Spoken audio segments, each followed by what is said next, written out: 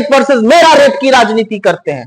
हाथरस, मैं उत्तर प्रदेश से हूं और मुझे आज भी इस बात का दुख है कि हाथरस में गुड़िया को 2:30 बजे रात को उसके मां बाप के बिना जला दिया गया, मिट्टी का तेल डाल के जला दिया, और पूरा महकमा यह कहता रहा उसका रेप नहीं हुआ, उसका चरित्र हनन करता रहा, और जब सीबीआई ने केस लिया तो पता चला कि हां रेप हुआ था।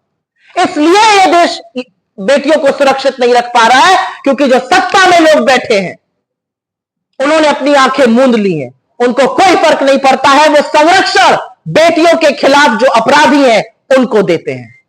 और मेरे नेता राहुल गांधी एक बात बिल्कुल ठीक पूछते हैं और एक सवाल ठीक उठाते हैं। वो कहते हैं कि क्या, और ये सवाल हम सब औरतों के मन में, मैं यहां पर इतनी सारी महिलाओं को देख रही हूं, हम 2 महिला स्टेज पर है, मंच पर है, क्या अब औरत के साथ अपराध होगा और उसको न्याय के लिए सड़क पर उतरना पड़ेगा तब एफआईआर होगी, और जो सड़क पर उतरेगा उसको आप जेल में डाल देंगे? ये कहां का न्याय है? क्या यह देश आधी आबादी के लिए नहीं है? पिछले 15 दिनों में इस देश में 45 जघन्य अपराध हुए हैं महिलाओं के खिलाफ। यह देश कब जागेगा? हम क्यों नहीं ऐसी नजीर बना पाते हैं जिससे महिला की ओर गंदी नजर से देखने वाले की रूह कांप जाए? रेप करना तो बहुत दूर की बात है। शायद इसलिए नहीं बना पा रहे हैं क्योंकि रेपिस्ट को संरक्षण सरकार देती है और बार बार महिलाओं के खिलाफ जो अत्याचार करते हैं उनके साथ खड़ी रहती है। हम इस मंच से एकनाथ शिंदे और देवेंद्र फडणवीस से कहते हैं, आपकी अंतरात्मा आपको कैसे स्वीकार्य है कि आप इस प्रदेश के मुख्यमंत्री और उप मुख्यमंत्री और गृह मंत्री बने रहिए? अगर जरा सी भी शर्म है तो इस्तीफा दीजिए और जिस तरह की लीपापोती की कोशिश आप कर रहे हैं वो करनी बंद कीजिए। महाराष्ट्र में जल्द चुनाव है। इस देश की बेटियां, महाराष्ट्र की बेटियां, महाराष्ट्र की महिलाएं, महाराष्ट्र के वो सजग पुरुष आपको ऐसा सबक सिखाने वाले हैं, क्योंकि रेप हो या बलात्कार हो, इसको छुपाया नहीं जाता है, इस पर राजनीति नहीं की जाती है। बच्चियों को न्याय दीजिए, इंसाफ कीजिए, बीजेपी के गुर्गों को बचाने की कोशिश मत कीजिए। और जब कोई सच सामने लाता है, आपके जैसी एक निर्भीक पत्रकार, और मुझे बड़ी खुशी हुई है सुनकर कि आप लोगों ने प्रतिकार किया, आपके जैसी एक निर्भीक पत्रकार जिसने इस पर रिपोर्टिंग करी, उसके खिलाफ वहां का नगर परिषद का अध्यक्ष जो शिंदे सेना, शिंदे जी का राइट हैंड माना जाता है, एकनाथ शिंदे का, वो कहता है तुम ऐसे कर रही हो रिपोर्टिंग जैसे तुम्हारा रेप हुआ हो। रेप सीटी बजाने के बराबर है। रेप एक औरत के शरीर के साथ नहीं, उसके अस्तित्व के साथ खिलवाड़ है, उसके अस्तित्व को निस्ते नाबूद करता है और सारा का सारा इज्जत का ठीकरा ये सभ्य समाज एक औरत के ऊपर डाल देता है। ऐसे लोग हमारी सत्ता में बैठे हुए हैं, ये इस देश का दुर्भाग्य है। हम न्याय की उम्मीद करते हैं और हमें नहीं लगता कि 1 मिनट भी एकनाथ शिंदे और देवेंद्र फडणवीस अपने पद पर बने लायक हैं। आपके सवालों का स्वागत है। एक एक करके सारे सवालों का जवाब दूंगी। क्या करें? मेरा अपना मानना है कि इस देश में बहुत सशक्त कानून बने हैं। इस देश में निर्भया के बाद कानून बहुत सशक्त बने हैं।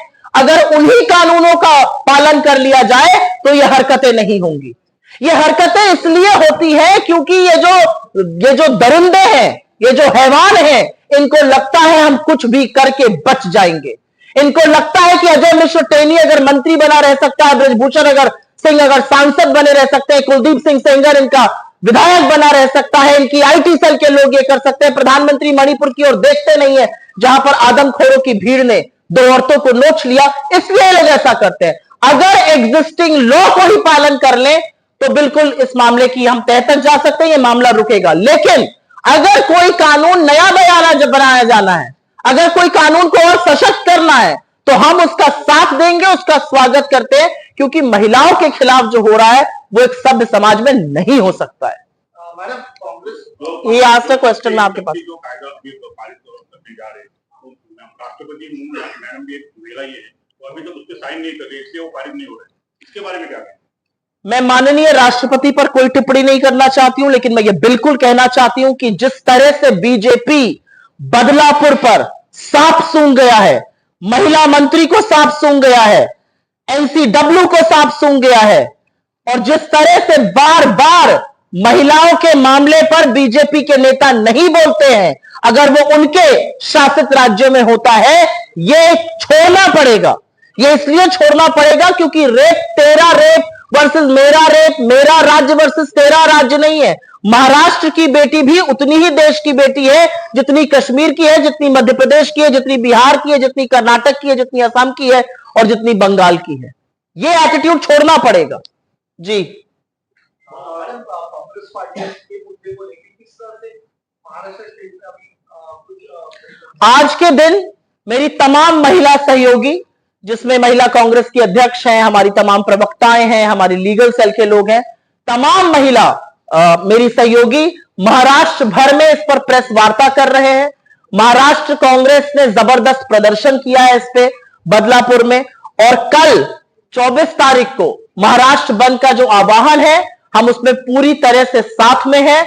और इस बंद के माध्यम से बंद करके हम जो लोगों के मन में आशंकाएं हैं, जो महिलाओं की आवाज है, जो महिलाओं का डर है, जो उनका खौफ है, उसको चीख चीख कर इस सोती हुई सरकार को सुनाएंगे। आपने कहा कि बदलापुर के इंसिडेंट के बाद लोगों का आक्रोश देखने को मिला है, तो सीएम ने राज्य सरकार ने कहा कि साजिश थी कुछ लोगों की इस तरह का वोट देने के लिए। मेरा अपना मानना है कि सीएम साहब जो आपके हैं, वो यथार्थ और जमीनी हकीकत से इतने हट चुके हैं सत्ता के मद में कि उनको पता नहीं है उनकी नाक के नीचे क्या हो रहा है। असलियत यह है कि एकनाथ शिंदे को मॉरल रिस्पॉन्सिबिलिटी लेकर उनके गृह क्षेत्र में यह हुआ था। वो पहले व्यक्ति होने चाहिए थे जो वहां जाते, बच्ची के परिवारों से, दोनों परिवारों से मिलते और जांच को और तेज धार देते। बदलापूर येथील पहिले तर सर्व पत्रकार बंधू वगैरे हार्दिक स्वागत। बदलापूर येथील आदर्श विद्यालय या नावाची शाळेत 2 अल्पवयीन मुलींवर लैंगिक अत्याचार करण्यात आला। माणुसकीला काळीमा फासणारी ही घटना होती।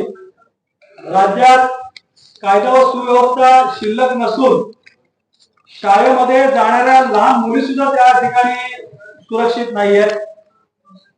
दुसरी एक गोष्ट अशी की सत्य सांगणे आणि सत्य मांडणे हा सुद्धा एक गुन्हा झालेला आहे। तुम्ही बघितलं असेल की आपली एक महिला पत्रकार भगिनी, तिला कशा पद्धतीने अर्वाच्य भाषेत या ठिकाणी बोलण्यात आलं। त्यामुळे एकंदरच महाराष्ट्रासह संपूर्ण देशभरामध्ये या ठिकाणी संतापाची लाट आहे। आणि याबाबतच आपल्याशी संवाद साधण्यासाठी आपल्या राष्ट्रीय प्रवक्त्या सुप्रिया श्रीने या ठिकाणी आलेले आहेत। त्याचबरोबर या ठिकाणी या पत्रकार परिषदेसाठी ठाणे काँग्रेसचे अध्यक्ष विक्रांतजी चव्हाण, ठाणे काँग्रेसच्या महिला अध्यक्ष स्मिता वैती, माझे सहकारी प्रवक्ते हिंदुराव गोळवे, प्रदेश सदस्य इंदिशा साहेब आणि प्रदेश सदस्य बालचंद्र महाडिक या पत्रकार परिषदेत उपस्थित आहेत। या ठिकाणी आपला जास्त वेळ न घेता सुप्रियाजी श्रीने यांनी आपल्याशी संवाद साधावा अशी विनंती करणार या ठिकाणी करतो। बदलापूर येथील सर्व पत्रकार बंधूंनो नमस्कार। बदलापूर येथील जो इन्सिडेंट झाला त्याकरिता पूर्ण महाराष्ट्रामध्ये नव्हे तर देशामध्ये आणि विदेशामध्ये प्रतिक्रिया उमटलेल्या आहेत आणि त्याचाच एक भाग म्हणून या ठिकाणी सरकारी यंत्रणेने ट्रान्सपरंटली याची चौकशी करावी। महाराष्ट्र गव्हर्नमेंटने फास्ट ट्रॅक वरती हा खटला चालवावा याकरिता आवाज उठवण्याचे आदेश ऑल इंडिया काँग्रेस कमिटीने दिलेले होते आणि त्याच्याच माध्यमातून या ठिकाणी ऑल इंडिया काँग्रेस कमिटीने आणि एमपीसीसीने सुप्रिया श्रीने मॅडम यांना या ठिकाणी प्रेस कॉन्फरन्स घ्यायला पाठवलेले आहेत। त्या सीएमबीसी मेंबर आहेत।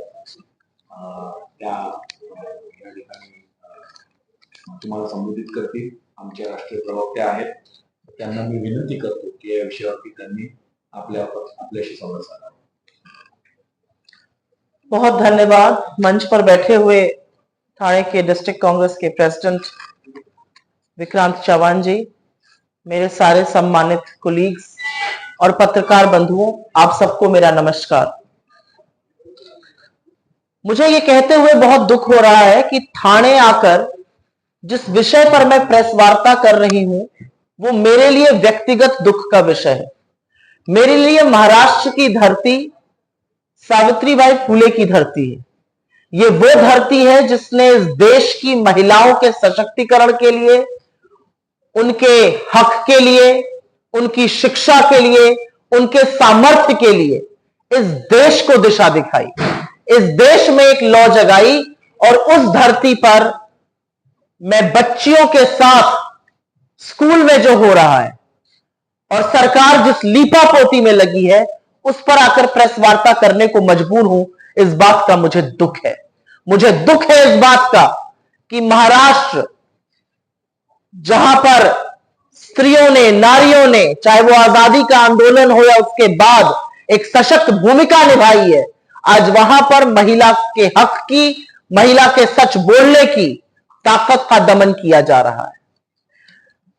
मैं ज्यादा कुछ नहीं कहूंगी, मैं वही कहूंगी जो बंबई का हाईकोर्ट कह रहा है। बॉम्बे हाईकोर्ट ने जो कल कहा है मैं उसी को आपके सामने रिपीट कर देती हूं और उसके बाद संक्षिप्त में बयान देकर आपके सवालों का सामना करूंगी।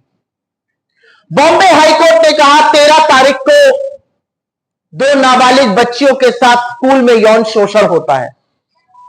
16 तारीख को एफआईआर बमुश्किल लिखी जाती है और एफआईआर तब लिखी जाती है जब माता पिता को 11 घंटे पुलिस थाने में बिठाया जाता है। उसमें से एक मां गर्भवती है, वो पेट से थी। 16 तारीख को एफआईआर लिखने के बाद किसी तरह से गिरफ्तारी होती है और स्टेटमेंट 22 तारीख को लिया जाता है। तो बॉम्बे हाईकोर्ट ने एक सवाल पूछा है, जो सवाल आज इस देश की हर बच्ची, हर लड़की, हर नारी पूछ रही है। और सवाल यह है कि चल क्या रहा है यहां पर। और एक बात और यहां पर कहनी जरूरी है कि 20 तारीख को जब लोगों को लगा कि कोई कार्रवाई नहीं हो रही है, जब लोगों को लगा उनकी अनसुनी हो रही है, जब लोगों को लगा कि सरकार अपने सरकारी कार्यक्रमों में व्यस्त है, जब उन्होंने सड़क पे उतर के प्रदर्शन किया, जब उन्होंने घेराव किया, जब उन्होंने रेल रोकने की कोशिश करी, तो 500 से ज्यादा लोगों पर एफआईआर हो जाती है। यह आजाद हिंदुस्तान है या जनरल डायर का राज है? यह सवाल पूछा जाएगा। और सवाल इसलिए पूछा जाएगा क्योंकि विषय 2 नाबालिग बच्चियों के साथ यौन शोषण का है। विषय इस बात का है कि स्कूल में सीसीटीवी कैमरा नहीं थे। विषय इस बात का है कि शुरू से, पहले दिन से बचाने की कोशिश की जा रही थी। और क्या बचाने की कोशिश इसलिए की जा रही थी कि तुषार आप्टे, जो चेतन आप्टे वाइस प्रेसिडेंट है यहां पर भाजपा के, उनके भाई उनके बोर्ड पर है स्कूल के। क्या बचाव की कोशिश इसलिए की जा रही थी कि नंद किशोर पटकर, जिनकी तमाम फोटोएं हैं भाजपा के नेता के साथ, वो उसके बोर्ड पर है। और बेशर्मी की हद यह है कि जब यह मामला सामने आया तो इस मामले को दबाने की कोशिश की गई। पहले इसलिए दबाया गया क्योंकि मुख्यमंत्री को एक योजना लागू करनी थी, तो यह नजरबट्टू बन जाता, यह धब्बा लग जाता, यह कलंक हो जाता। तो योजना लागू करने के लिए पहले इस मामले को दबाया गया। और उसके बाद यह सीएम का गृह राज्य है, यह मुख्यमंत्री का गृह राज्य है, यह मुख्यमंत्री का गृह क्षेत्र है।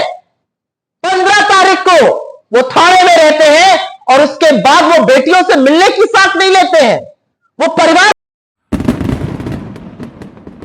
गोरगरिबांचे कैवारी भैयासाहेब इंदिसे यांना वाढदिवसाच्या हार्दिक शुभेच्छा। शुभेच्छुक राजेंद्र जगदीश इंदिसे, जितेंद्र कुमार जगदीश इंदिसे, योगेश भंडारी, अनिल इंदिसे, दिवाकर मिस्त्री, अनिल इंगवले, सुनील सदावते, रोहन सूर्यवंशी, शनील देठे, सुरेंद्र माळी, तुषार गांगुर्डे, कोमल रामराजे, संजय आत्माराम कांबळे, युवराज शिंदे, अरविंद भिलारे, महेश नेरुळकर, सुनील शेट्टी।